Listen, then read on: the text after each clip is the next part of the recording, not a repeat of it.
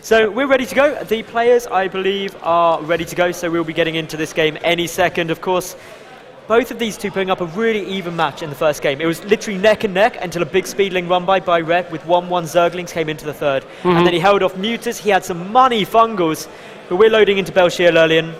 This is going to be pretty damn fun.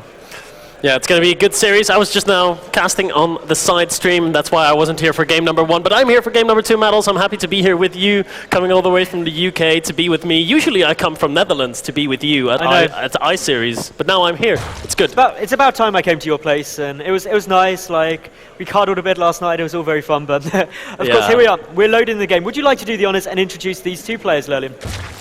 I would love to do so. In the bottom right spawn position, playing for Team Liquid. He's playing in red. He's playing Zerg. It is red.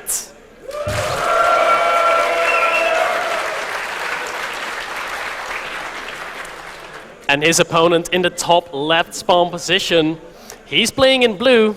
It is DSCL. The only foreigner, so to say, left in this, the only foreigner in this tournament at all, apart from the team league. Well, that's always a tough spot to be in, because you feel a bit of pressure.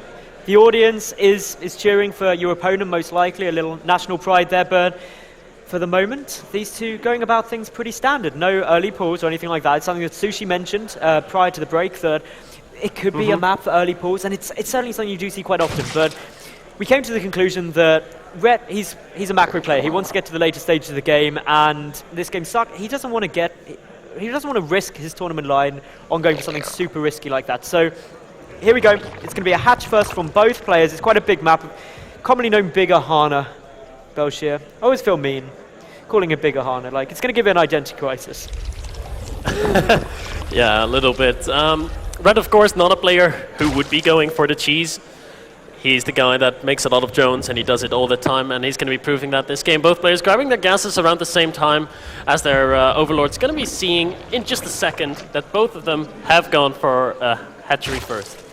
Yeah, so this is a completely different build from Ret. It's a very, very similar, it's an identical build at the moment from DSCL, but Ret, he's just happily sitting there. He's shaking it up. He won game 1, really convinced to that 1-1 speedlings. He got the infestors out just in time. Mixing it up, I think, is quite a good move. Whether he goes for Mutas again, we'll have to wait and see. Belshir is quite a nice map for Mutalisks, just purely because of the dead space around the main, and there's lots of areas you can run them through, so that's quite nice. But for the moment, DSCL, he just comes in, he sees the natural base coming down, Ret does the same. They're both getting a clear read, know they're safe, and nothing too sneaky is coming in. No, there's not. I would like to see the recent Spore Crawler change that has been executed by Blizzard come into play a little. Maybe it can change the meta game. Well, it was last game. Last game, Red used that absolutely brilliantly. His main defense against the Mutalisks until the Infestors came out was just Spores and Queens. And it wasn't until there was a real critical mass of Mutalisks that DSCL was able to just push in there and try and do some damage. So it does work really effectively. Red used it well there. Both players are getting speed down at the moment. The double Queen on its way. The drone count slightly in Red's favour. This is really similar to what we saw in game 1, that he was edging kind of 2 workers ahead at any point in the game. But for the moment, nothing too exciting to report. These two just wanting to get into the mid stages. Yeah, they want to get to the mid game again. Like you said, I wasn't able to catch the first game, unfortunately, because I was still on the side stream doing a different series that got interrupted halfway. Yep. So I had to go after game 1.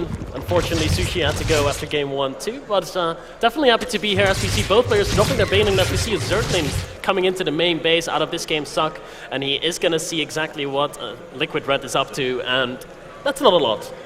No, the scout coming in just at a really nice time. We see a second gas is now being taken by Red. This is different to what he did in the first game. He also doesn't have the evolution chamber. So really shaking up the build that he's going for at the moment. It's not something that we really have to be concerned about, though. It's fairly standard looking. Lair timing. Ooh, okay, so this is quite an early lair now, Leather. Ooh.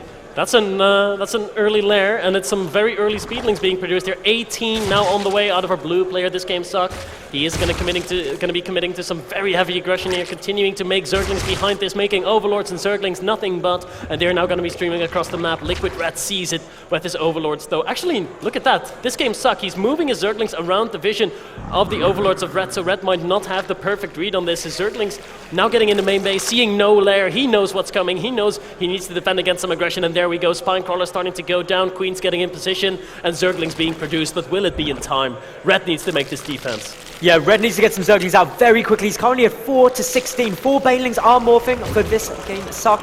But here we go, Red. 8 Banelings are on the field, but the first Speedlings are already moving in. The Queen is going to get taken down. Banelings for Red are there. It's all going to come down to these connections. Some good hits, but the Banelings for Red do survive. A couple of drones going down at the natural, but Red, remember, he is ahead by 6 workers still. The natural base should be okay. Good Baneling hits there, and one nice Baneling. Red needs more Speedlings, but this game suck. He's got more streaming in. It is just a flood of Speedlings at the moment. This is not looking too good for Red. No, the Dutchman, he's not looking good. It's going to be forced to GG here. Really good timing hit by this game suck.